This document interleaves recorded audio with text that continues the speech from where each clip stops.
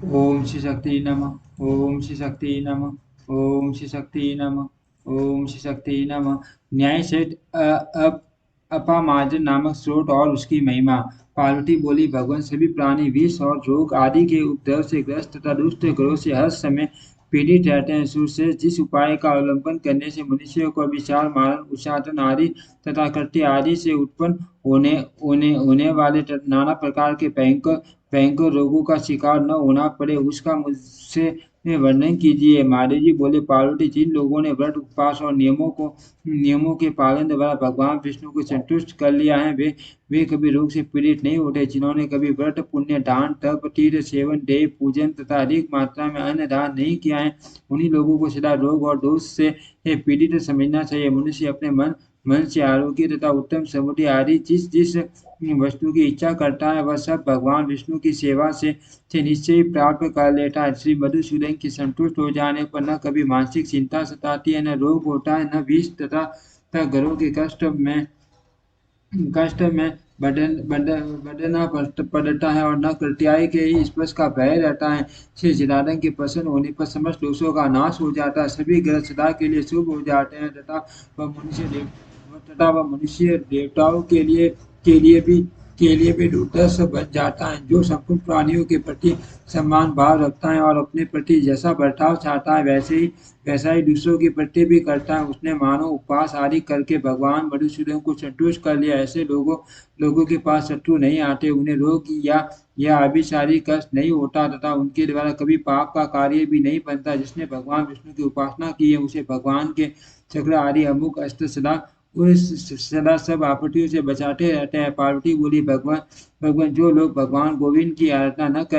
करने के कारण दुख भोग रहे हैं, उन दुखी मनुष्य के प्रति सब प्राणियों में सनातन वासुदेव को स्थित देखने वाले समदर्शी एवं दयालु पुरुषों का जो कर्तव्य है, वह मुझे विशेष रूप से बताइए। महादेव जी बोले, देवेश्वरी बतलाता हूँ, एकादशी को सुनो। ये उपाय रोग दोष एवं अशुभ को हरने वाला तथा शत्रु जनित आपत्ति का नाश करने वाला। विद्वान पुरुष शिखा में श्री दल का शिखा के निचले भाग में भगवान श्री हरि का, केशों में हसी केश का, मस्तक में परम पुरुष नारायण का, कान के ऊपरी भाग में श्री विष्णु का, ललाट में जिला जल जलशाही का, दोनों भावों में श्री विष्णु का, भावों के मध्य भाग में श्री हरि का, नासिका के उनके अग्र भाग में नरसिंह का, दोनों कानों में अर्णववेशीय समुद्र में शयन करने वाले भगवान का, दोनों नेत्रों में पुंडरी काक्ष का, नेत्रों के नीचे नीचे बूढ़े डंडीधर का, दोनों गालों में कल की नाथ का, कानों के मूल भाग में वामन का, गले की दोनों हथेलियों में शंखधारी धारी का, मुख में गोविंद का, दांतों की पंक्ति में मुकुंद का, जिया में वाणीपति का, थोड़ी थोड़ी में श्री राम का, कंठ में वैकुंठ का, बाहुमूल के निचले भाग कांक में बलगन बल नामक दैत्य के मारने का, तथा कंठों में कंस घाटी का, दोनों भुजाओं में अज जन्म रहित का, दोनों हाथों में सांग पानी, हाथ के अंगूठे में शंख सिंह का, अंगुलियों में गोपाल का, वक्ष स्थल में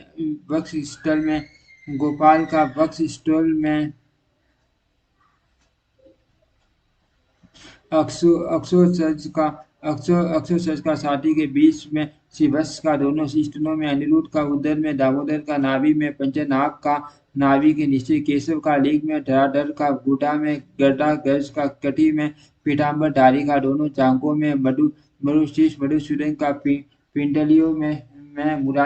मुरारी का, दोनों घुटनों में जनार्दन का, दोनों घुटियों में पनिशक का, दोनों पैरों की गति में टीवी करम का, पैर के अंगूठे में श्रीपति का, पैर के तलवों में धन्यधर का, समस्त रोम कूपों में विश्व का, शरीर के मांस में मत्स्य अवतार का, मेढे में कुर्मा अवतार का, वसा में वारा का, संपूर्ण हड्डियों में अच्युत का, मज्जा में द्विज प्रिय ब्राह्मणों के प्रेमी का, शुक्र वीर्य में श्वेत पति का, सर्वांग में यज्ञ पुरुष का, तथा आत्मा में परमात्मा का न्यास करे। इस प्रकार न्यास करके मनुष्य साक्षात नारायण हो जाता है। वह जब तक मुंह से कुछ बोलता नहीं, तब तक विष्णु रूप से स्थित रहता है।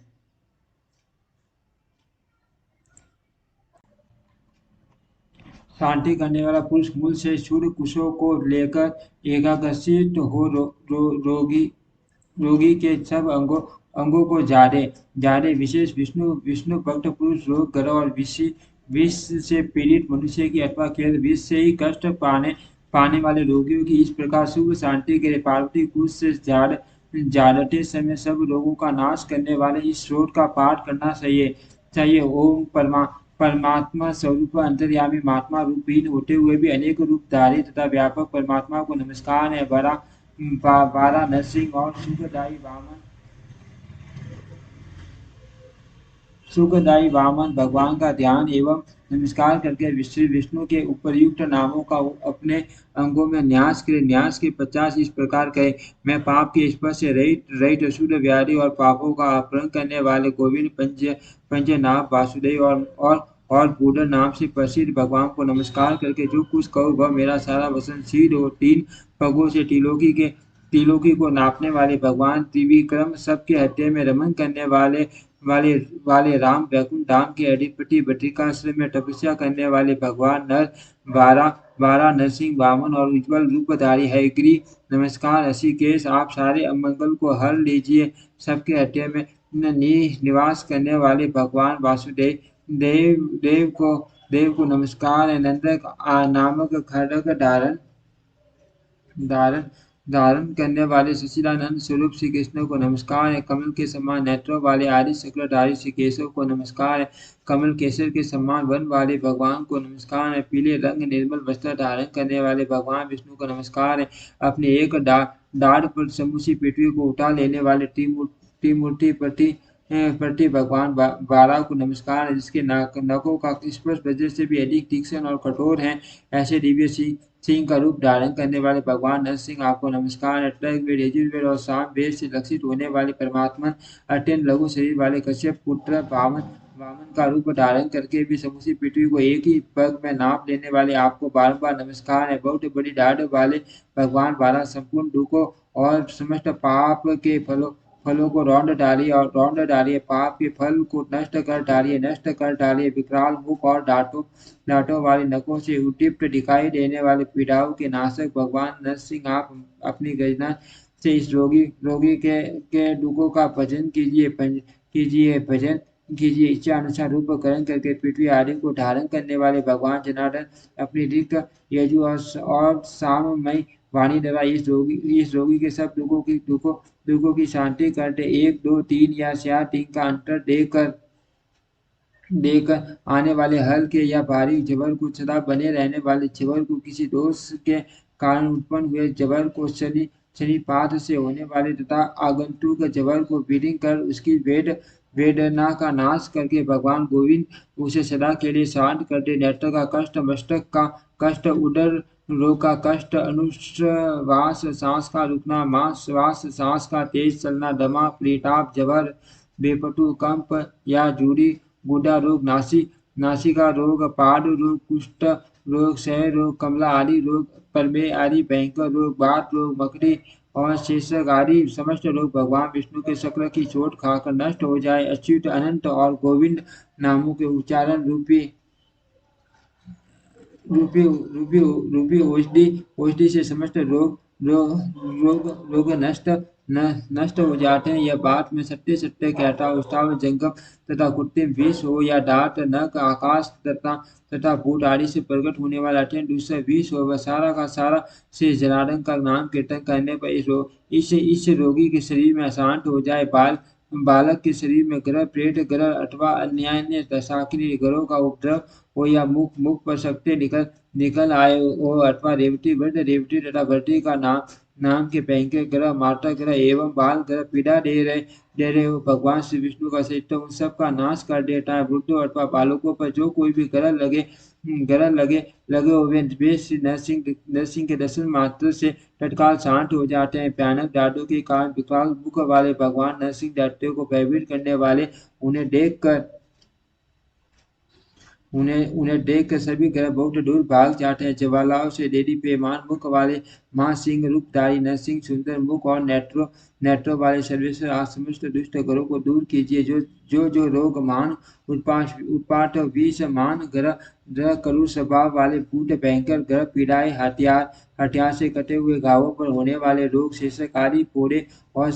शरीर के भीतर स्थित रहने वाले ग्रह हो उन सबको हे त्रिभुवन की रक्षा करने वाले दुष्ट दानवों के विनाशक मां तेजी सुदर्शन आप काट डालिए मान जवर वाट रोग रूटा रोग तथा भयानक महाविष को भी आप नष्ट कर दीजिए असाध्य है अमरशूल विष की ज्वाला और गर्दभ रोग ये सब के सब शत्रु हैं ओम हाँ हाँ हो इस बीज मंत्र के साथ तीखे ढाल वाले कुटार से आप इन शत्रुओं को मार डाले दूसरों का दुख दूर करने के लिए शरीर धारण करने वाले परमेश्वर आप भगवान को नमस्कार है इनके सिवा और भी जो प्राणियों को पीड़ा देने वाले दुष्ट ग्रह और रोग हो उन सबको सबके आत्मा परमात्मा जलानंद दूर करे वासुदेव आपको नमस्कार है आप कोई रूप धारण करके ज्वालाओं के कारण अत्यंत भयानक सुदर्शन नामक शक्ल लगाकर सब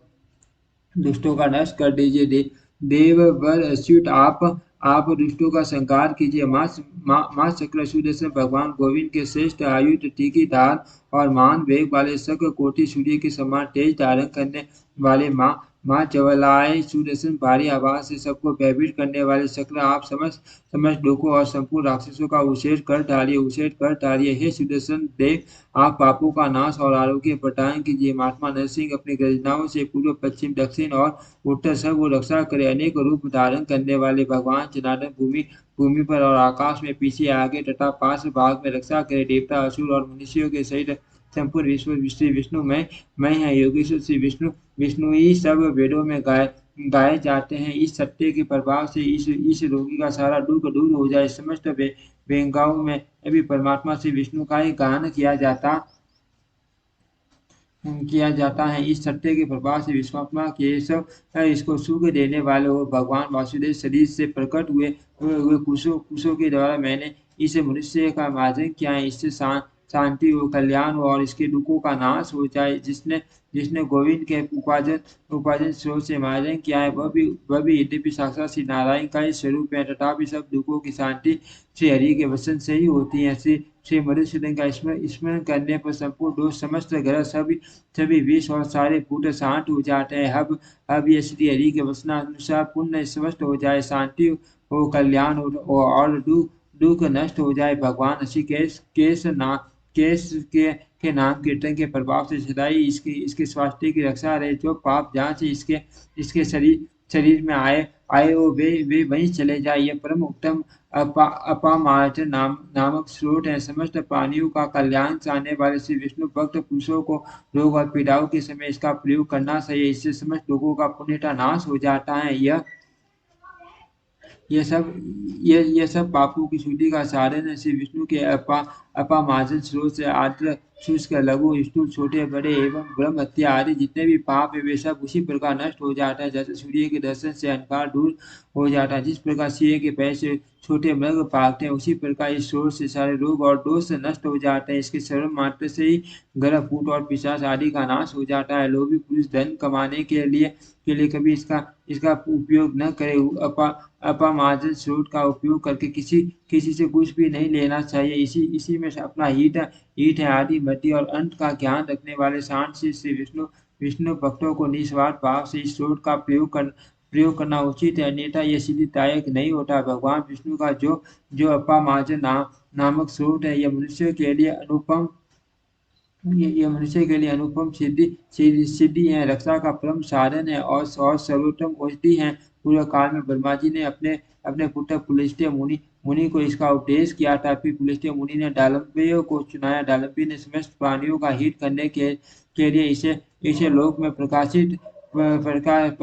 किया तब से श्री विष्णु का यह अपमार्जन स्रोत तीनों लोगों में व्याप्त हो गया ये सब प्रसंग भक्ति पूर्वक श्रवण करने से मनुष्य अपने रोग और दोषों का नाश करता है अपमार्जन नामक स्रोत इस परम अद्भुत और दिव्य है मनुष्य को चाहिए कि पुत्र काम और अर्थ की सिद्धि के लिए इसका विशेष रूप से पाठ करे जो दिविज 1 या 2 समय बराबर इसका पाठ करते हैं उनकी आयु लक्ष्मी और बल की दिन बढ़ती होती है ब्राह्मण विद्या सत्य राज्य वैश्य धन संपत्ति और शूद्र भक्ति प्राप्त करता है दूसरे लोग भी इसके पाठ श्रवण और जब से भक्ति प्राप्त करते हैं पार्वती जो इसका पाठ करता है उसे साम वेद का फल फल होता है, उसकी सारी पाप राशि तत्काल नष्ट हो जाती है। देवी ऐसा जानकर एकादशी से इस श्लोक का पाठ करना चाहिए। इससे पुत्र की प्राप्ति होती है और घर में निश्चय ही लक्ष्मी परिपूर्ण हो जाती है। जो वैष्णव इस श्लोक का भोजन पत्र पर लिख कर छला धारण किया रहता है, वह इस श्लोक में सुख भोग कर अंत में विष्णु के अंत में से विष्णु के परम पद को प्राप्त होता है। जो इसका एक एक श्लोक पढ़कर भगवान को तुलसी दल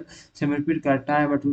वह तुलसी से पूजन करने पर संपूर्ण टीटों के सेवन का फल पा लेता है। ये भगवान विष्णु का स्रोत परम उत्तम और मोक्ष प्रदान करने वाला संपूर्ण पृथ्वी का दान करने से मनुष्य श्री विष्णु लोक में जाता है, किंतु जो ऐसा करने में असमर्थ हो वह श्री विष्णु लोक की प्राप्ति के लिए विशेष रूप से इस स्रोत का जप करे। यह रोग और गर्भ से पीड़ित बालकों के दुख